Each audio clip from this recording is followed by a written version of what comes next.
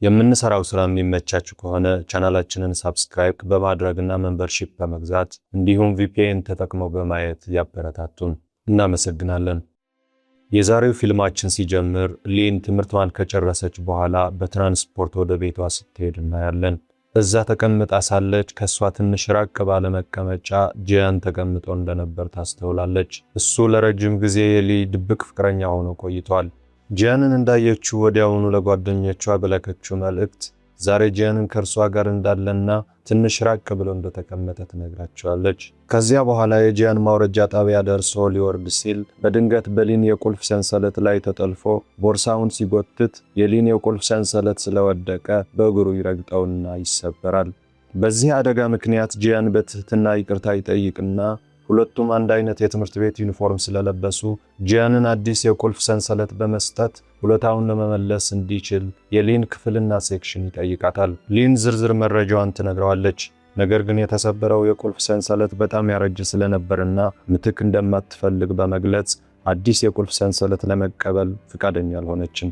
በማግስቱ ጠዋት ሊን ትምህርት ቤት ስትደርስ ጓደኞቿ ሜሊንና ዩንሜይ ስለ ጂያን ብቻ እያወሩ ነበር። እሱ በክፍላቸው ውስጥ ተወዳጅና ቆንጆ ልጅ ነው። ብዙ ሴቶችን ፍቅራቸውን ገልጸውለታል። ነገር ግን ሁሉንም ውድቅ አድርገዋል። ሌላኛው ጓደኛቸው ሚንግም ከሊን ቦርሳ ላይ የሆነ ነገር እንደጠፋ አስተውሎ ይጠይቃታል። ይህንን ሲሰሙ ሜሊንና ዩንሜይ ሊን በጣም በቅርብ እንደሚከታተላትና ልክ እንደ ፍቅረኛዋ እንደሆነ በመናገር ሚንግን ማሾፍ ጀመሩ። ሚንግ አፍሮና ተሸማቆ ከዚያ ቦታ ይሄዳል። በሌላ በኩል ሜሊንና ዩንሜይ በመካከላቸው ያለውን ፍቅር በግልጽ ስለሚታይ ሊን ለሚንግ ፍቅሯን መግለጽ እንዳለባት ይመክሯታል። ሆኖም ሊን ሚንግን የምታየው ከሰባተኛ ክፍል ጀምሮ እንደ ልጅነት ጓደኛዋ ብቻ ነው። ለሱ ያንን ልዩ የፍቅር ስሜት ተሰምቷት እንደማያውቅ ትናገራለች። በሚቀጥለው ትዕይንት ላይ ሊን ከክፍሏ ስትወጣ ሳይታሰብ ከጂያን ጋር ትገናኛለች። እሱም አዲስ የቁልፍ ሰንሰለት ሰጥቷት በጸጥታ ይሄዳል። ይህንን ሁኔታ ሲያይ ሚንግ ቅናት ይሰማዋል። እናም የቁልፍ ሰንሰለቱ ከሊን ማንነት ጋር እንደማይሄድ ይናገራል። ከዚያ በኋላ ሊን ትራንስፖርት እየጠበቀች ሳለ ጂያን በድጋሚ መጥቶ አጠገቧ ይቀመጣል። እሷ በድብቅ የፊቱን ገጽታዎች እያስተዋለች ትገረማለች። ጂያን በድንገት የቁልፍ ሰንሰለቱን ካልወደደችው ልታወልቀው እንደምትችል ይነግራታል። ነገር ግን ሊን ስጦታ ስለሆነ ለሷ ልዩ መሆኑንና በአግባቡ እንደምትይዘው ትገልጽለታለች። ይህንን ቅን መልስ ሲሰማ ጂያን በቀስታ ፈገግ ይላል። የሱ ፈገግታ ለመጀመሪያ ጊዜ ስታይ ሊን በልቧ ውስጥ ፍጹም የተለየ ነገር ይሰማታል። ቀስ በቀስ ለጂያን እውነተኛ ፍቅር እያደረባት መሆኑን ትገነዘባለች። በማግስቱ ጠዋት ሊን የበለጠ ቆንጆ ሴት ለመምሰልና በጂያን አይን ማራኪ ሆና ለመታየት በማሰብ የፋሽን መጽሔቶችን ማንበብ ጀምራለች። ከዚያ በኋላ ስለ ጂያን በጥልቀት እያሰበች ሳለ ሊን በድንገት ከሁለት ተማሪዎች ጋር ተጋጭታ እግሯን ክፉኛ ትጎዳለች። በዚህም ምክንያት ወደ ትምህርት ቤቱ ሕክምና ክፍል ይወስዷታል። እዚያም አንድን ሰው እንደምትወድና ትኩረቷ እንደተከፋፈለ ለሚስተር ሲንግ ትናገራለች። እሱም ስሜቷ እንድትረዳና ለራሷ ጊዜ እንድትሰጥ በእርጋታ ይመክራታል። ሊን ጥፍሮቿን በሜሊን ስታስቀባ አንድን ሰው ስትወድ እንዴት ማወቅ እንደምትችል ትጠይቃለች። ሜሊን ምን ሊሰማት እንደሚችል ማስረዳት ትጀምራለች። ትዕይንቱ ሲቀጥል ሊን ወደ ትራንስፖርት ስትሄድ ጂያን መቀመጫ ይዞላት ነበርና አብሯት ይቀመጣል። በአጋጣሚ ጂያን እንቅልፍ ወስዶት ሁለቱንም ይበልጥ ይቀራረባሉ። ነገር ግን የጂያን ማውረጃ ጣቢያ ይደርሳል። ሊን ልትቀሰቅሰው ይገባል። ጂያን ግን የሱ ማውረጃ ስላለፈ ሊን ቤት አድርሷት እንደሚመለስ ይናገራል። ይህ በእንዲህ እንዳለ ሚንግ ከታላቅ እህቱ ከማዮካ ጋር በአንድ ምግብ ቤት ውስጥ ሆነው ማዮካ ስሜቱን በፍጥነት ካልገለጸ ሌላ ሰው ቀድሞ ሊያደርገው እንደሚችል ትነግረዋለች። ይህም ማለት ሚንግ ሊን በእውነት እንደሚወዳትና ነገር ግን ድፍረት እንደሌለው ያስረዳናል። በሌሊት ጂያን የቆሰለችውን ሊን ወደ ቤቷ ያደርሳታል። እዚያም አንድ ነገር ይነግራታል። ከዚህም ሆን ብሎ የራሱን ማውረጃ ያሳለፈው እሷን በሰላም ቤት ለማድረስ ብቻ እንደሆነ ትረዳለች። ይህንን ስትረዳ እጅግ በጣም ደስተኛና ልቧ እንደተነካ ይሰማታል። በማግስቱ ሚንግ በመጨረሻ ለሊን ስሜቱን ይገልጻል። ሆኖም ሊን ይቅርታ ጠይቃ ጂያንን እንደምትወደው በቅንነት ትናገራለች። ነገር ግን ሚንግ አንድ አስደንጋጭ እውነት ይገልጽላታል። ጂያን ቀድሞውኑ የሴት ጓደኛ እንዳለውና ያቺ የሴት ጓደኛ ደግሞ የሱ ታላቅ እህት ማዮካ መሆኗን ይነግራታል። ይህም ሊን ሙሉ በሙሉ ያስደነግጣታል። ሚንግ ሊን ወደ ጂያን መቅረብ እንደሌለባት ይናገራል። ነገር ግን ያኔም ቢሆን የምትወደው ሰው ቀድሞውኑ ከሌላ ሰው ጋር እየተጣበሰ ከሆነ ያንን እውነት በማወቋ ብቻ ስሜቷ በድንገት እንደማይጠፋ ትናገራለች። ለዚህም ነው የሚንግን ጥያቄ መቀበል የማትችለው። ይህንን ሲሰማ ሚንግን ተመሳሳይ ስሜት እንደሚሰማው ይናገራል። በትዕግስት እንደሚጠብቃት ይነግራትና ሊን ከዚያ ትሄዳለች። ሚንግም ከመለስተኛ ደረጃ ትምህርት ቤት ጀምሮ ሊን ብቻ እንጂ ሌላ ማንንም ስላልወደደ በጣም ያዝናል። ይህ በእንዲህ እንዳለ ሶይሪ ወደዚያ መጥታ ለረጅም ጊዜ እሱና ሊን እንደሚዋደዱ ስታስብ እንደነበርና እነሱን ማቀራረብ ትሞክር እንደነበር ለሚንግ ትነግረዋለች። ነገር ግን እውነተኛው ነገር እሷ ራሷ ሚንግን እንደምትወደውና በሊን ምክንያት ብቻ ስሜቷን መግለጽ እንዳልቻለች እንረዳለን። አሁን ሊን ሚንግን እንደማትወደው በግልጽ ስለተነገረች ሶይሪ ለራሷ ፍቅሯን መናገር ትፈልጋለች። ይህንን ሲሰማ ሚንግ ሙሉ በሙሉ ይደነግጣል እና በዛን ቅጽበት እንዴት ምላሽ መስጠት እንዳለበት ግራ ይገባዋል። በሌላ በኩል ሊን በድጋሜ በትራንስፖርት ውስጥ እናያታለን። ምክንያቱም በዚህ ጊዜም ከጂያን ጋር መሆን ትፈልጋለች። ጂያን መጥቶ ከፊት ለፊቷ ሲቆም ወዲያውኑ ፈገግ ማለት ትጀምራለች። ስሜቷን ለጂያን ለመግለጽ ዝግጁ መሆኗን ተረድታለች። ለዚህም ጂያን በጣቢያው ሲወርድ እሷም ትከተለዋለች። እጅግ በጣም ደስተኛ ሆና እንደምትወደው ትናገራለች። ምክንያቱም ለመጀመሪያ ጊዜ እንዲህ አይነት ስሜት የተሰማት ለሱ ብቻ ነው። ጂያንም የመጀመሪያ ፍቅሯ ነው። ነገር ግን ይህንን እንደነገረችው ጂያን ውድቅ ያደርግላታል። እናም ቀድሞውን የሴት ጓደኛ እንዳለው ይነግራታል። ሊን ይህንኑ ቀድሞውን እንደምታቅ ነገር ግን ስሜቷን በቅንነት ለመግለጽና ለአሁኑ ጓደኛው ሆና መቆየት እንደምትፈልግ ትናገራለች። ከዛ በኋላ ሊን ሁሉንም ነገር ለሶይሪ ታካፍላለች እና ከጂያን ጋር በጭራሽ ከመራቅ ይልቅ ጓደኛሞች ሆነው መቆየት የተሻለ እንደሆነ ትገልጻለች። ሶይሪም ለሚንግ ስሜቷን እንደገለጸችለትና እስካሁን ምንም መልስ እንዳልሰጣት ትናገራለች። ይህንን ስትሰማ ሊን ሚንግ እሷን ስለወደዳት ትጠላት እንደሆነ ትጠይቃለች። ሶይሪ ሊን የቅርብ ጓደኛዋ እንደሆነችና በፍጹም ልትጠላት እንደማትችል ትናገራለች። ሁለቱንም በስሜት ተቃቅፈው እፎይታ ይሰማቸዋል። በማግስቱ ጠዋት ትምህርት ቤት ውስጥ ሊን ከጂያን ጋር እንዴት ማውራት እንዳለባት ማሰቧን ትቀጥላለች። ልክ ያኔ ሚንግ መጥቶ በተለመደው ሁኔታ እንደምን አደርሽ ሲላት ሊን በድንገት ጂያንን እንዴት ማናገር እንዳለባት ሐሳብ ታገኛለች። ሶይሪም ከሚንግ ጋር ለማውራት ትሞክራለች። ነገር ግን እሱ ግራ ተጋብቶ በጸጥታ ይሄዳል። በሌላ በኩል ሊን ጂያንን ከሩቅ ሲመጣ ስታየው ከግድግዳ ጀርባ ተደብቃ እንዴት እንደምን አደርክ እንደምትለው ትለማመዳለች። ወደፊት ስትራመድም ከጂያን ይልቅ ኤንዶ ከፊት ለፊቷ ይታያል።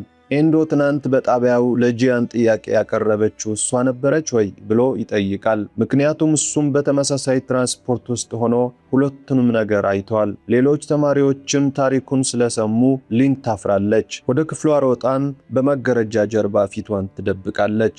በኋላም የክፍሉ መምህር ገብቶ ምንም አይነት እንቅስቃሴ ውስጥ ስለማትሳተፍ ሊን በትምህርት ቤቱ የማስዋብ ክበብ ውስጥ ይመድባታል። ነገር ግን ወደ ክበቡ እንደገባች መጀመሪያ የምታየው ጂያንን ነው። እጅግ በጣም ተጨንቃ ጮክ ብላ ሰላም ትለዋለች። ጂያንን በባህሪዋ ትንሽ ይደነግጣል።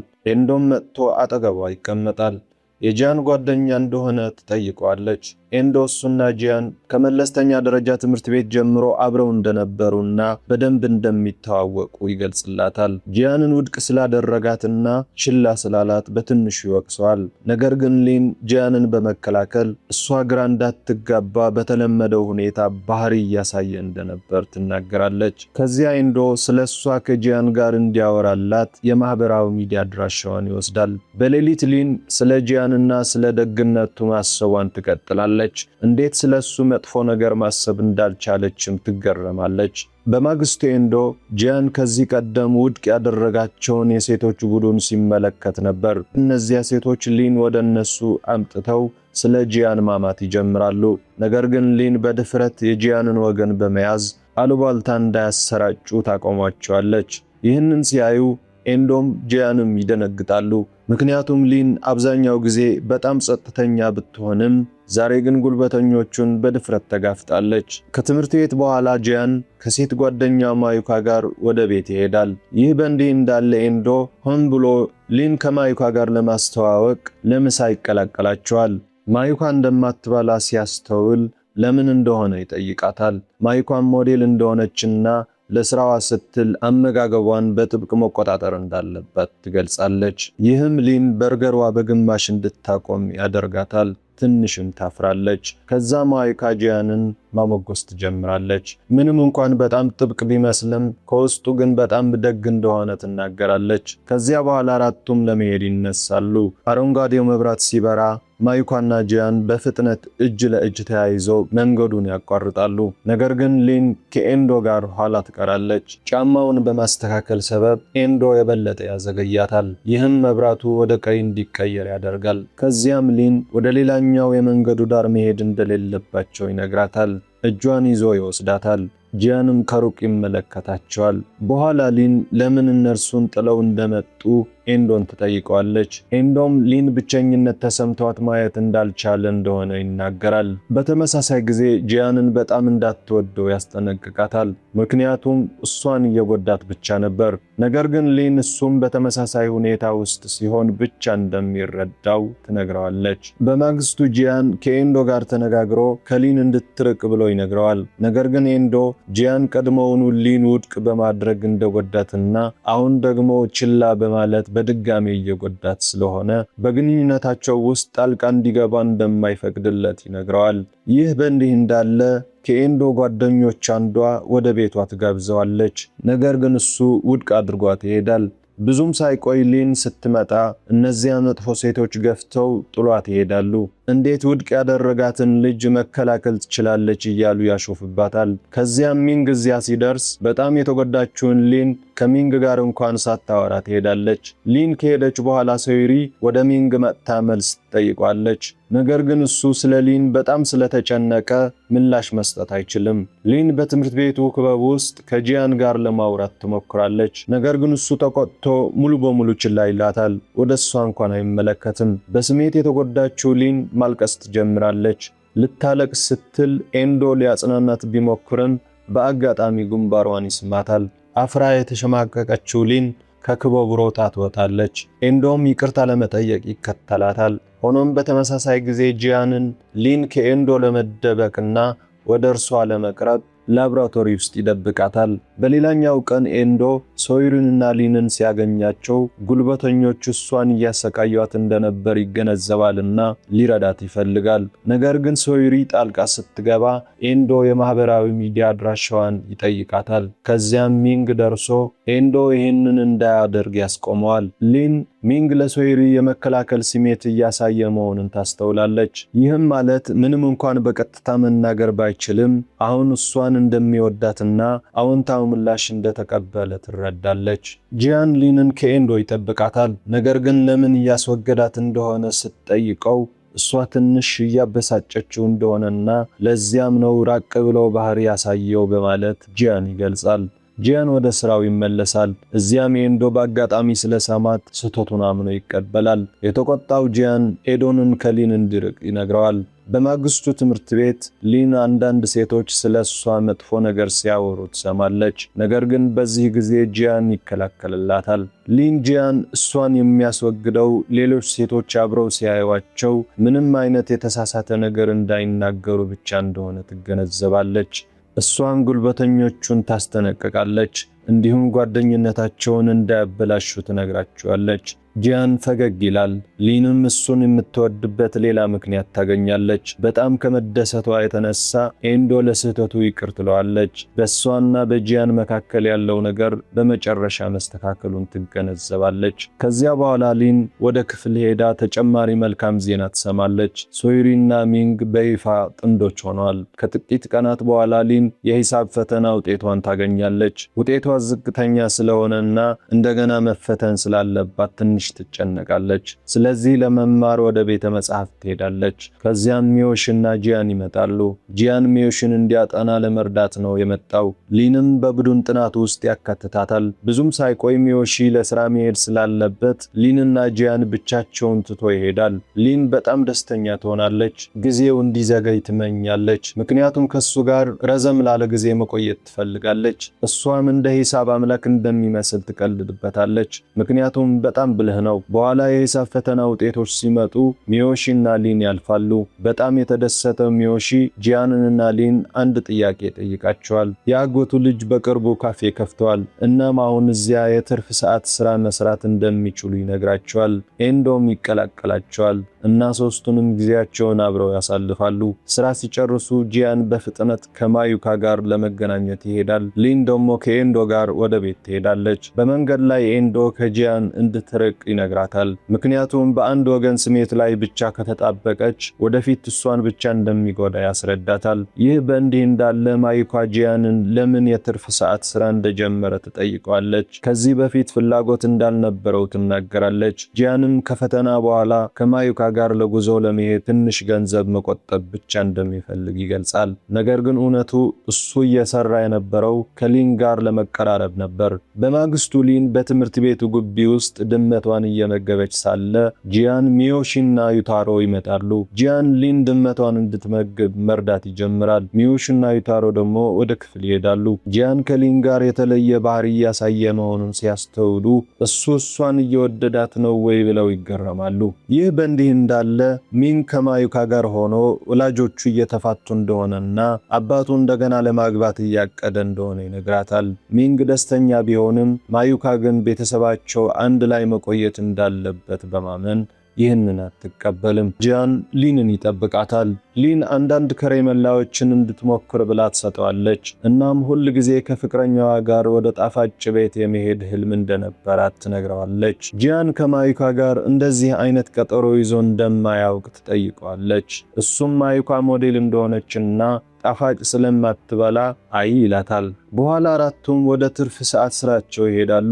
ኤንዶ ለሊን ቡና አዘጋጅቶላት ከዚህ በፊት በነበረው ቀን በጣም ጣልቃ ስለገባ ይቅርታ ብሎ ጂያን የመጀመሪያ ፍቅሯ እንደሆነ ይጠይቃታል። ሊን ርዕሱን ቀይራ የሱ የመጀመሪያ ፍቅረኛ ማን እንደነበረች ትጠይቀዋለች። ኤንዶ በመለስተኛ ደረጃ ትምህርት ቤት ያፈቀራት ልጅ የመጀመሪያ ፍቅሩ እንደነበረች ይናገራል። አሁን ግን ሌላ ሰው መውደድ እንደጀመረና በእውነቱ ስለ ሊን እያወራ እንደነበር ይናገራል። ሊን መጀመሪያ ላይ አልተረዳችም። ነገር ግን ኤንዶ የሚወዳትን ልጅ እንደሚያገኝ ተስፋ እንደምታደርግ ትነግረዋለች። ማዩካ ጂያንን ለመውሰድ ትመጣለች። ኤንዶ ወደ ውስጥ ገብታ ጣፋጭ እንድትሞክር ቢጋብዛትም እሷ ግን ጂያን ጣፋጭ እንደማይወድና እሷም አመጋገብ ላይ እንደሆነች ትናገራለች። ሊን ጂያን ጣፋጩን የተቀበለው እሷ ስለሰጠችው ብቻ እንደሆነ ትገነዘባለች። አራቱም ለምሳ ይሄዳሉ።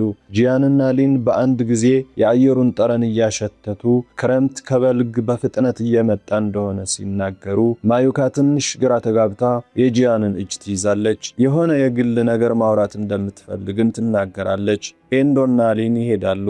ኤንዶ ጂያን የሴት ጓደኛ እስካለው ድረስ እሷን እንደማይመለከታት ለሊን ይነግራታል። ስለዚህ ጂያንን ለማስቀናት ትንሽ መጣበስ እንዳለባቸው ይጠቁማታል። ኤንዶም ሊን እንደሚወዳት እድል ከሰጠችው ሁል ጊዜ እጇን እንደሚይዛትና ከጂያን የበለጠ እንደሚወዳት ይነግራታል። ሊን ይህንን ስትሰማ ትደነግጣለች፣ ነገር ግን በግልጽ ውድቅ ታደርገዋለች። እሱም አንድ ቀን ለጂያን ያላት ስሜት ከመውደድ በላይ እንደሚሆንና በዚያ ቅጽበት በጣም እንደምትጎዳ በእርጋታ ይገልጽላታል። ለዚያም ነው ኤንዶ መልሷን ብቻ እየጠበቀ እንደሆነና ያ ጊዜ ሲደርስ ለሷ እንደሚኖር የሚነግራት።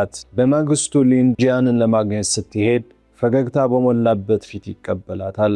አብረው ወደ ትምህርት ቤት ሲሄዱ በመንገድ ላይ ሊን እሱ ሲያስበው የነበረውን ዘፈን በለስላሳ ስትዘፍን ያስተውላል። ሁለቱም በአጋጣሚው ይስቃሉ። ሊን በመካከላቸው የነበረው የማይመች ርቀት ቀስ በቀስ እየጠፋ እንደሆነ ይሰማታል። ይህ በእንዲህ እንዳለ ሚዮሺ ኤንዶን የሚወደው ሰው እንዳለ ይጠይቀዋል። ኤንዶ በቀልድ መልክ ሚዮሺ ማን እንደሆነች ካወቀ እንደሚደነግጥ ይነግረዋል። ነገር ግን የሊንን ስም አይጠራም።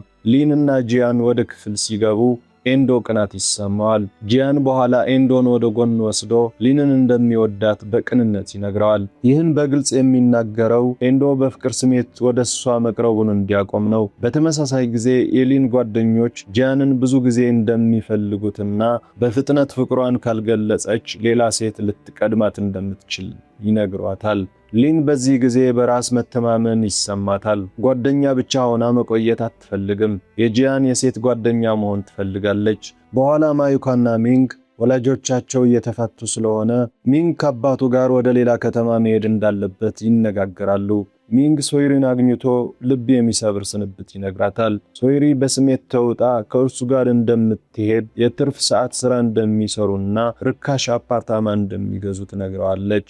ነገር ግን ሚንግ ይህንን አይፈልግም። ሶይሪ የራሷ የጥፍር ባለሙያ የመሆን ህልም እንዳላት በማስረዳት ሊያዘናጋት እንደማይፈልግ ይነግራታል። ለእሷ እንደ ማስታወሻ የሚያምር የአንገት ሐብል ይሰጣትና ይሰናበታታል። በማግስቱ ሚንግም ሆነ ሶይሪ ትምህርት ቤት አይመጡም። ሊን ደውላ ሚንግ ከአባቱ ጋር ስለሚሄድ ብቻ እንደተለያዩ ትረዳለች። ሚንግን ለማግኘት ሄዳ ሶይሪና ሚንግ በእውነት የሚዋደዱ ከሆነ እንዲህ በቀላሉ መለያየት እንደሌለባቸው ትመክረዋለች። ይህንን ውሳኔ የወሰነው ብስለት እያሳየሁ ነው ብሎ ቢያስብም እንኳ ጊዜ ሊሰጣትና በአግባቡ መነጋገር እንዳለበት ትነግረዋለች።